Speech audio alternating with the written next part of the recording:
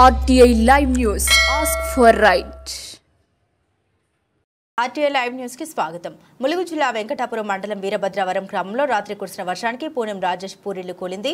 పడుకున్న సమయంలో ఒక్కసారిగా శబ్దం రావడంతో నిద్రిస్తున్న తన భార్య పిల్లల్ని ఇంట్లో నుండి బయటకు తీసుకురావడంతో పెను ప్రమాదం తప్పింది. దీంతో ఇంట్లోని నిత్యావసర సరుకులు, దుస్తులు, విలువైన సామాగ్రి పూర్తిగా తడిశాయి. తమ కుటుంబాన్ని ప్రభుత్వం స్పందించి కొత్త ఇల్లు మంజూరు చేయాలని కోరుతున్నారు.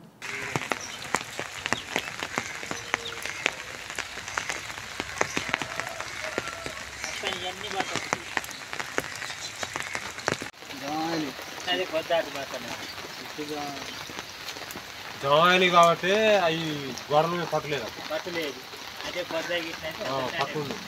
అసలు ఇరిగిన కానీ గోడల మీద అవుతుంది ఇల్లు